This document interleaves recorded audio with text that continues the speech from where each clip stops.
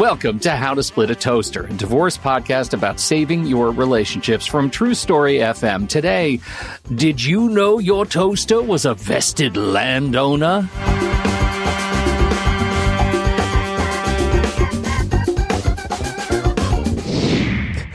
Welcome to the show, everybody. I'm Seth Nelson. As always, I'm here with my good friend Pete Wright, and we are talking about appraisals. But see, Pete, What? You've gotten us off on the wrong foot because you're like, landowner. Okay, I can't say it the way you did. And you're thinking that people only appraise real property, like a house. Yeah. But there's all sorts of things that can be appraised. Like your behavior. Like, let's just say someone loves to collect electronics from a bygone era and hang them on the wall. Like their first iPhone or iPod or whatever. That is collectibles which can be appraised. Do you know anyone that might collect such things? I think my collection is worth exactly as much as the command strips that hang them there. Okay. So how much are used command strips going for these days? But you would be wrong on that, Pete. I've been told that I need to de-blur my background so people can see my collection. It goes multiple walls, so many walls of stuff. Pete, how much do you think the very first Apple computer, if you had one of the first ones out, would be worth today? I don't think it would hang on my wall, so probably less after it fell off. I'd guess a couple of $100,000. Right. They go heavy. Right. So in Florida, just so everyone knows, when you're dealing with personal property, such as items that we're talking about that Pete has hanging on his wall, it is garage sale value unless you get someone else to come in and appraise it. So if you have an art collection, which we're going to talk about, if you have cars, those can be appraised. If you have a wine collection, watches, jewelry, all of these personal items can be appraised. And so everything we're going to talk about, including real estate, because everyone's like, oh, we need an appraisal. Right?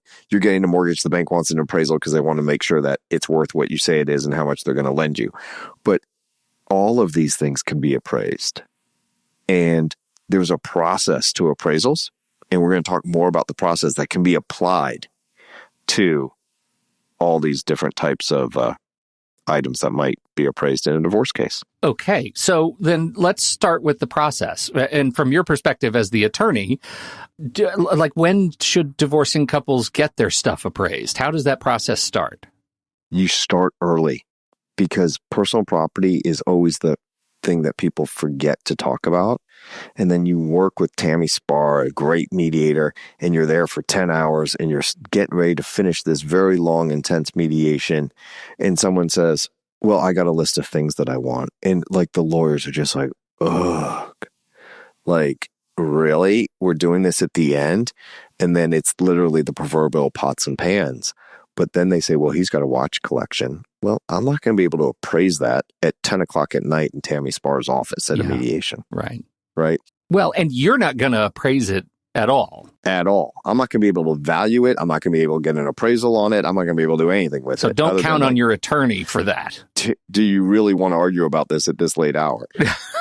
So the question becomes, is there anything that you believe there is monetary value to that is worth the time and expense of getting it appraised? Because it's not free. So when do you get it appraised is a great question. So let's say there's a wine collection and you say, you know what? My husband loves wine. He loves that collection. He spent tens of thousands of dollars on wine. It's in a cellar. It's stored at a wine facility, whatever the case may be. Okay. You get that? Whatever the case of wine. A little subtle there. Yeah, no, you didn't laugh. I got it. I didn't want to give you the satisfaction. Yeah, I know. But when do you get that appraised? Well, the first thing is, if you think it's got that much value, then you want to get that appraised as close to mediation as possible, with enough time for them to review it on the other side. And the reason for that is a passive item. It's either going to go up in value or down in value, not based on any work that you do, like the stock market. So you want to be as close to mediation as possible. And if you don't get it settled then, you might want to get it reappraised close to trial, an updated appraisal, which are less expensive. Okay? Because anything that has a passive gain or loss, you want to go to court and usually be as close to trial to say, hey, here's what it's worth today. Yeah, I was just thinking about that. Like, look at people with extraordinary comic collections, or, you know, I mean, we have a Captain America movie coming out. It seems that potentially the value of historic Captain America comics might go up on that movie as there's new attention. So you want to make sure that your appraisal is probably at the high point. Well, interesting you say that. If you want to keep the item, you want it at the low point. Right. Okay. Of course. Right? If you want to keep it and you get the high point, you're paying more for your own collection, which people really hate doing. Yeah, right? Right. The other thing that you really need to be aware of, if possible, is if you're a collector, Pete, I think comic books are a really good example, because you collected before you got married. So do you have a line of, oh, I got these prior to marriage, they're non-marital, versus what I collected after? That's hard to do because you don't get married thinking, you know what, one day she's going to want to appraise my comic book collection. Right. Right. Okay. No one has ever thought that when she's walking down the aisle. Except now they will. Now we are changing the future right here on the toaster. Right. Okay. So there's all this marital, non-marital stuff. But when you go for an appraisal, here's what the appraiser does. First off, they have to identify what they're appraising. If there's a house, boom, there's the house. But if it's a comic book collection or a collection of anything, how many bottles of wine, how many comic books, what year, what kind of, now you like just identifying as much identification as possible. Then they have to look on what I just say, the quality of the item. Okay. And it's a broad term. Is your comic book in mint condition? It's in a sleeve. It's never been turned, right? Do you have a wine cellar full of open bottles of wine? Right, right. And I'm going to do this as a little test to my uncle, who is a big wine guy. And I offered to buy his entire collection for $5 a bottle. And he's a doctor, and I'm a lawyer, and we make fun of each other. And he's an idiot. And here's why. He said no. And I said, that's really dumb. He's like, why would I ever do that? And I said, I never said they had to have wine in them. I could have bought empty bottles. You could have. $5, he could have made a fortune. So, and he would have dumped out really nice wine just to make me buy the bottle empty. Bottles. Yeah. So I'll see if he mentions it when he listens to the toaster. Sounds like you guys are doing great. Okay, so what is the quality of it? Like, to your point, is it open? Is it not? Was the wine always kept in a stable condition? Or is it like comic books are originals, but is the artwork original or is it a print? Is anything have special significance that goes beyond just the quality of the autographs? Item? But autographs? Because some wine bottles are signed by the winemaker. Yeah. Watches usually don't have signed anything, but a comic book could be signed. Sports paraphernalia, that can be big, right? Especially if it's signed. So there's a lot of different things. So you got identification, the quality of the item, and I always call like kind of any special circumstances that we need to talk about. What is a special circumstance? Like if it's signed or whatever. Oh, just that's something special about it. Yeah, just something special that's different, right? And then you go to value. So how do they value it? This is what they do.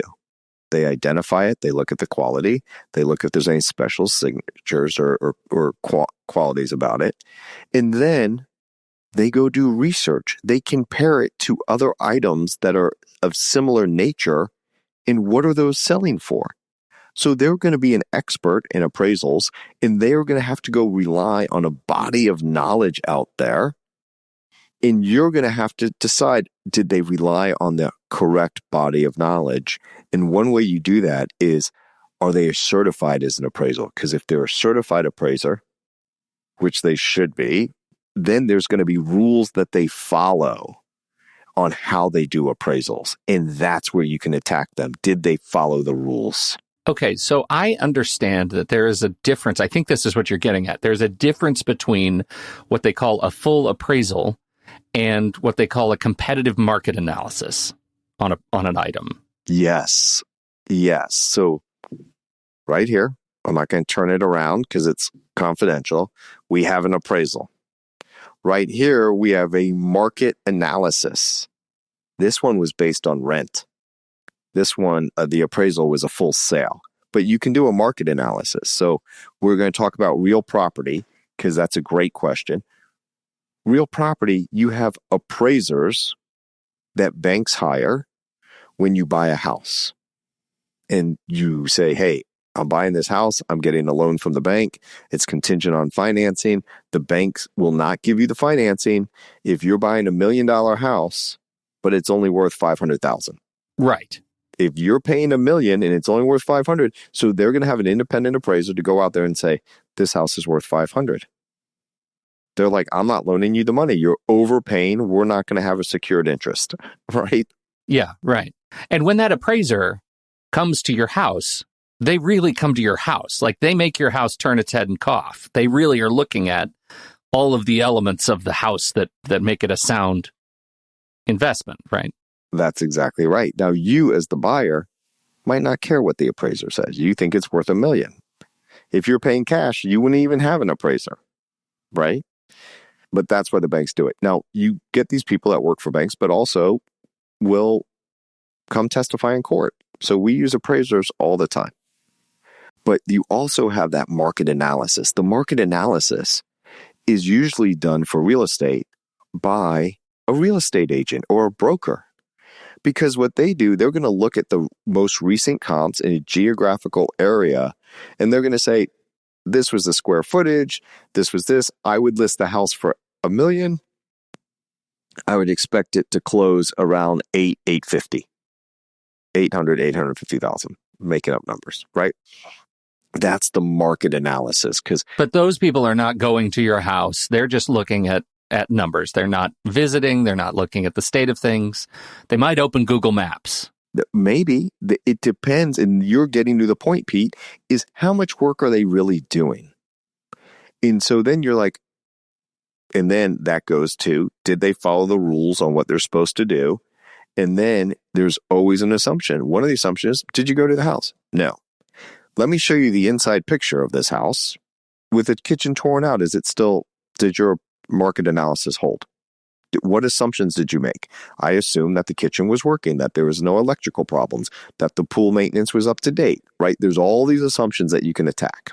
So what I'm getting at in my line of thinking right now is, like, at what point do you, as the representation and of one of the parties, take on the effort of getting your own appraiser if there is another appraiser already working? Like, should each party have its own appraisal done in the course of the case? Well, it depends on whether or not you want to do a joint appraisal. What does that mean? You both hire them and say, yeah, we're not going to each spend $1,000 on an appraisal or $750, and we don't want to have dueling appraisals in court. So we'll just pick one. And people are like, okay, but now I don't want to use anyone that Mr. Nelson suggests because he probably knows people that do them high and some do it low, and his client wants to keep the house, so he'll do a lower appraisal, So then you can be like, okay, we'll get 2 appraisals and we'll take the average. Or we'll say, we'll take the average as long as their numbers are within 5% of each other. You're not going to take the average if some guy says $1 million. Yeah, another guy says $250,000. Right. So somebody's off here. Okay. Right? But what we're getting at is, like, that's an agreed upon strategy between parties on how you're going to handle it. It's not like the judge is saying you have to do this with your appraisals every time. There are no rules apart from finding agreement. No rules on this. It's what evidence do you want to present in court? Here we're saying we need an appraisal because we need to have an expert.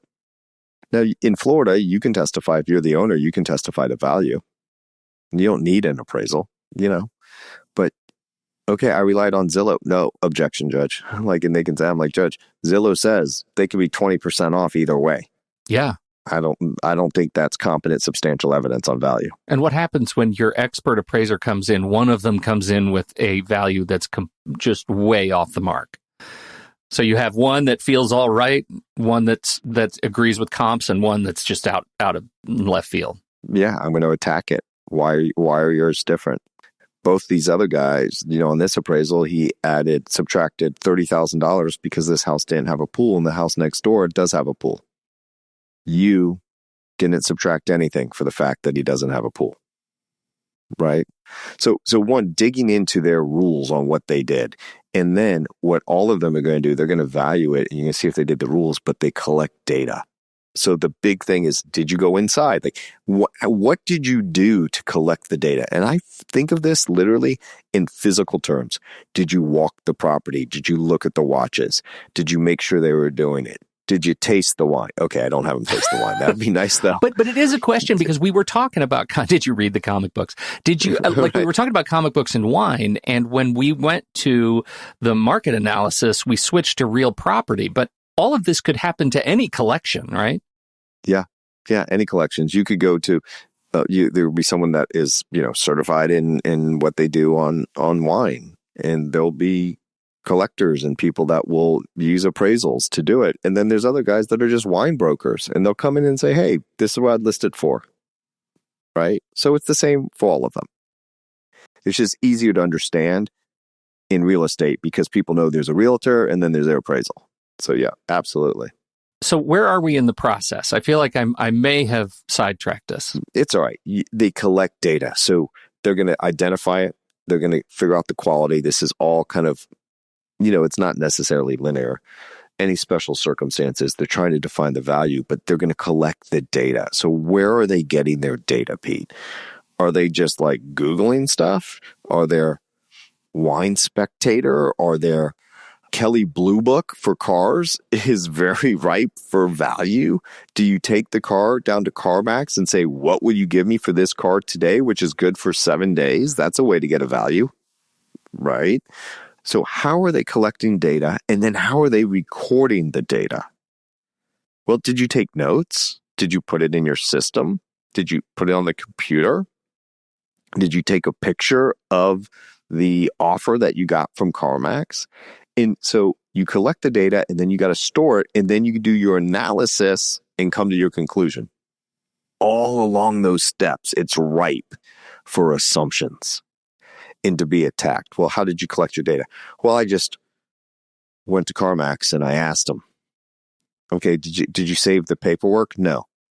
How many cars did you appraise between January 5th when you went to CarMax and let's call it March 5th when you came out with your report? 40 cars. Okay, well, how did you remember what the value was on this car? Oh, I just remembered. That doesn't sound very persuasive. It's not compelling. Okay. Right. So you got to look at how they collect the data, how do they store the data, what analysis do they do, what systems and books and information do they rely on to do their analysis, and then they come to their conclusion. But when you have your conclusion, you put it in a report. And that's what we get as the lawyers. We get the report. So now when you go through the report, you have to see, did they tell you how they did things? Did they tell you how they collected the data? Did they identify the right item? I've looked at some before and they say, here's this watch collection, and they go through it and the watches don't match. They misidentified step one. Yeah. Okay. Okay. So it can be a tedious process depending on the number of items. It can be a very detailed process by way of example. Artwork can be really expensive to value. Just because appraisers are expensive with that level of expertise? The process, because here's the problem with artwork. If you have artwork in your home, most homeowners that have artwork will not have a sprinkler system. Because if a fire goes off, the sprinkler system's going to ruin the artwork. So will a fire, though, also. That's true. That's true. But a fire in the kitchen, Pete, where the smoke detectors go off and the sprinklers come, is right. Yeah. But if you live in a condominium, you're required to have sprinklers. So some people that live in condos will have artwork that they store in a facility. Now you have to go to the facility with your appraisal, unpack it, have them look at it, photograph it, take the photograph with them to document what they saw, and then they go do the research. Now, if the other side wants to do the appraisal as well, you should coordinate it at the same time, because otherwise you're unpacking and packing twice. That can be a very expensive process. Not to mention all the time and effort they have to do in actually appraising these items, because it also goes to a range. Because we all know if you do private sale at the car is a different number than if you go to CarMax, than is different if you just trade it in. Right. So how are you doing these sales? What are they saying? Are you giving something to Christie's and they're going to take a percentage? But going to Christie's for your item might not be the best, because Christie wants a certain type of item to sell at auction, where yours might not be at that level. So you could get more elsewhere at a smaller house selling it. So there's a lot that goes into this, and it's not just, well, the number's the number. No, that's not how it works. Yeah, I imagine this, any of the high-end collectible watches, I imagine it's going to be similar if you don't keep your collection at home, but I get artwork. I saw that in a movie once, right? Tenet, I think they had. Did you see Tenet, Christopher Nolan movie? There's a big vault scene. It was tough. Oh, I didn't. Yeah, you should appraise that. Whew. We're going to have to do a special episode. You know all those, like, The Italian Job and all those movies? Yeah. I got to tell you, when I was a child, I always wanted to be like the world-renowned diamond theft guy. Yeah. But here's what I wanted to do. I would never want to really steal it, because that's not who I am, and I'm terrified of jail. I wanted to be so good that the Vatican would hire me to try to break in. Yes. You want to be the stunt thief. That's right. And show where their flaws are. Yeah. I can see you doing that.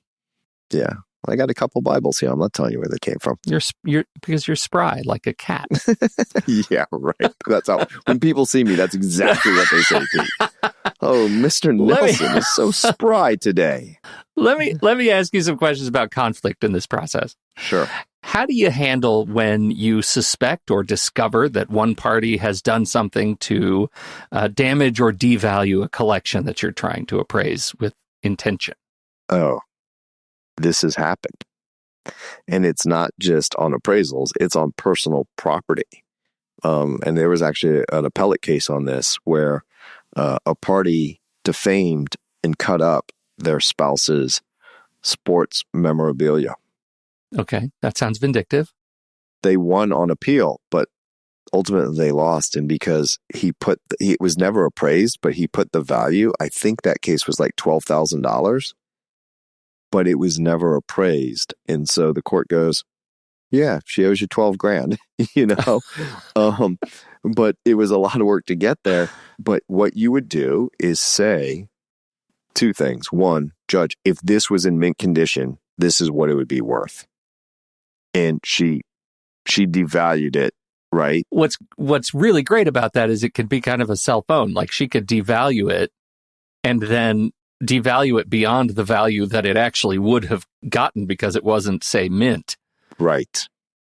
And then actually end up owing more in the settlement. In the process, right. And she would argue, well, it wasn't mint condition. It had beer stains on that jersey, or champagne stains. And we're like, judge, it did have champagne stage or stains.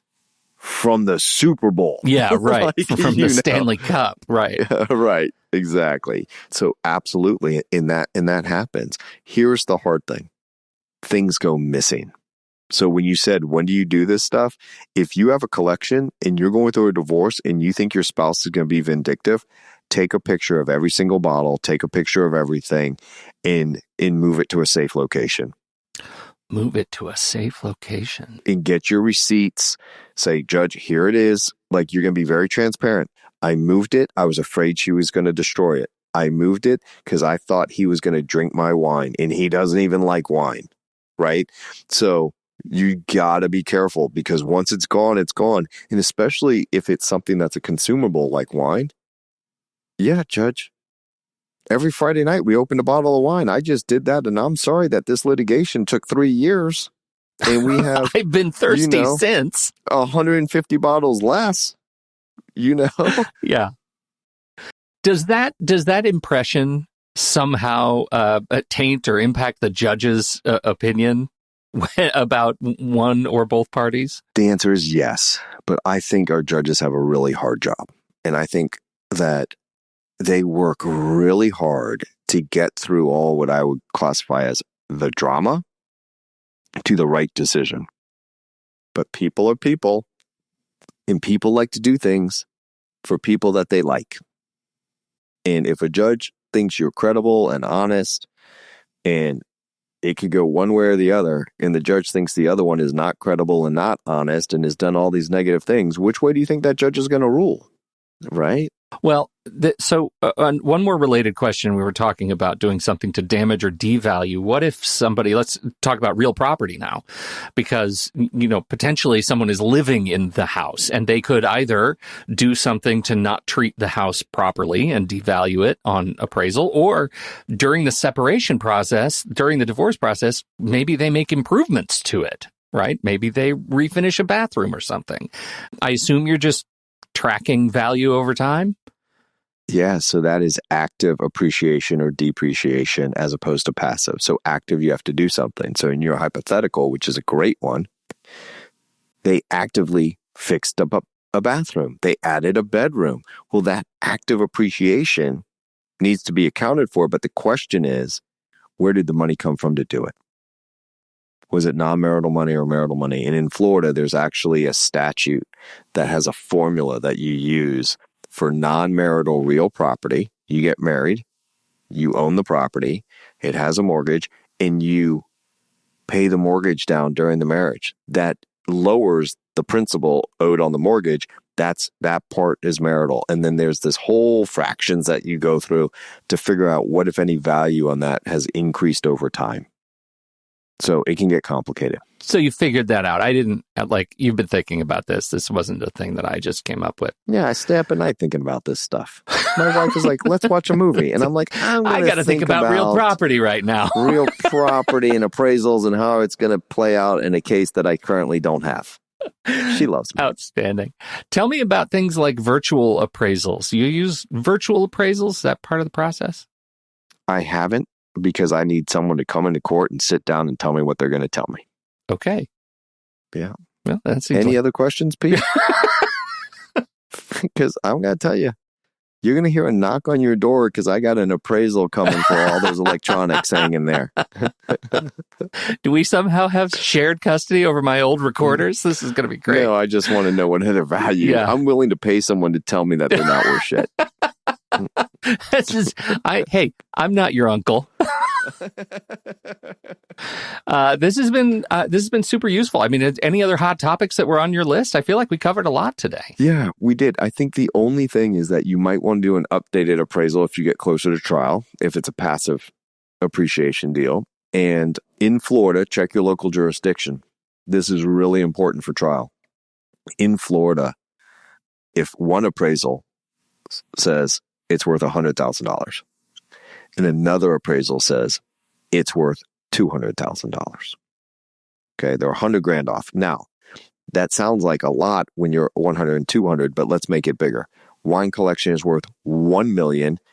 The other guy says it's worth $1.4 million or $1.2 million. So they're $200,000 apart, but percentage-wise, 20%. Okay. So now the question is, one appraisal, 1 million, the other 1.2. Can the judge just say, we're going to call it 1.1. I'm just going to split the difference between these two guys. Yeah, suddenly that's a very easy decision over a significant amount of money. Right. And the answer in Florida is no. The judge cannot just split the difference. But the judge is splitting the difference all the time in other areas. What do you do? Yes. Here's why. Because the judge does not have competent substantial evidence on 1.1 million. It can believe the value of $1 million, or the judge can believe the value of 1.2. But not 1.1. Can the judge just say, I believe the higher one, I'm going to go for that? Yeah. The judge can say that, but can't split the difference. Yes. And the judge could say, I found it more credible because of this, this, and this. Now, sometimes they'll give ranges, like it will be between 1 million and 1.2, and maybe the other guy comes in, judge, the range is between 1.1 and 1.3. Well, now they're both in the range, and the judge could pick because there's testimony to that. Okay.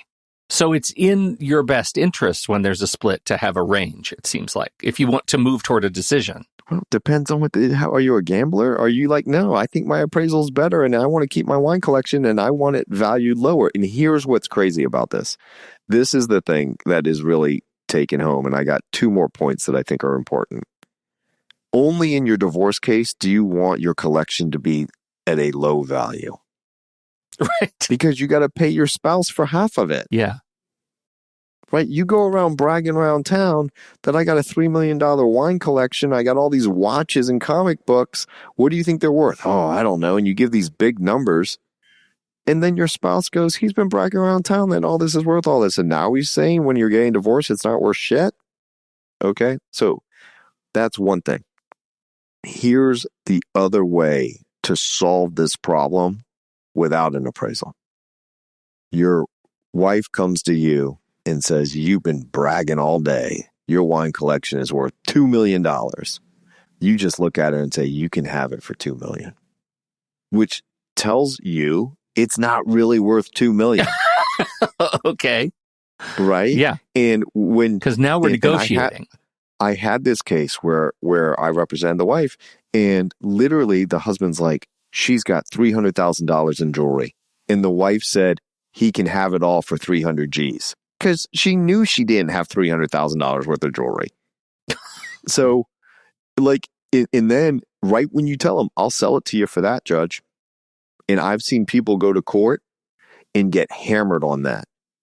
Because the wife comes in and goes, judge, I think it's worth 50 grand in jewelry. But if he thinks it's worth 300, you can give him all the jewelry in his column. Wow. And then they look over at the husband, who's now really nervous. Yeah. Yeah, because remember, you got to end up with distribution. Who's going to get it? And when you get it, you owe the other person half in equitable distribution. And let's just be clear, this is all about division of assets and debts, equitable distribution. That's where we are. Anything we need to consider when some of your stuff, collection, wine, whatever, is not in your domicile, not even in your state, maybe not even in your country? Yeah, if you own it, you got care, custody, and control of it, it needs to be disclosed. Okay, but the appraisal process is not geographically dependent. You got some electronics hanging out in the Cayman Islands? What do you got there? No, look, here's the thing. Look, I don't know, but Andy, producer Andy, who will not be spoken of ever. Yeah. So he wrote this. This is what he wrote. Not sure we want to go here, which is always a setup. Yes. But this all ties into the Brad Pitt Angelina vineyard that she sold without permission from him during the proceedings, right? And I wrote, of course, I don't know anything about it. I'm shocked. I don't know where the vineyard was. I assume it was in California, but it did get me thinking about that was another question. I think it was France. Yeah, that was an issue. She sold it. He was arguing she didn't have the right to sell it. It's now gone. And so what is the value? And was it the value on the day that she sold it? And he's going to say no, because she didn't have a right to sell it. And now, today, it would have been worth more. And that divorce went on for 8 years. Yeah, it was miserable. So you know all about that already. I didn't know a thing about that. I know some things. But about Brangelina? Hey, there's some things that are attorney-client privilege I can't talk about. I had lunch with a friend today. He's happily married and said he listens to this show and was very pleased with it. Liked it a lot. I said, "You're happily married." He said, "Hey, I may not want to build a house, but I'd like to know how to use a hammer." Okay. I think that's a good way to end the show. I do too. So to all of you, in whatever state of separation you may be, we are glad that you are here. Or none at all. We thank you so much for downloading and listening to this show. We appreciate your time and your attention. Don't forget, howtosplitatoaster.com. You can head right over there and hit the button that says submit a question, and we'll get your question and we will answer it on an upcoming episode. We've got two listener questions episodes on the way as we get close to wrapping up our Fair Season 10. On behalf of Seth Nelson, America's favorite divorce attorney, I'm Pete Wright, and we'll see you right back here next week on How to Split a Toaster, a divorce podcast about saving your relationships.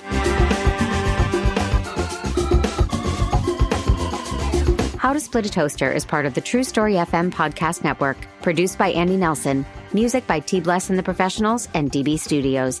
Seth Nelson is an attorney with NLG Divorce and Family Law with offices in Tampa, Florida. While we may be discussing family law topics, How to Split a Toaster is not intended to, nor is it providing legal advice. Every situation is different. If you have specific questions regarding your situation, please seek your own legal counsel with an attorney licensed to practice law in your jurisdiction. Pete Wright is not an attorney or employee of NLG Divorce and Family Law. Seth Nelson is licensed to practice law in Florida.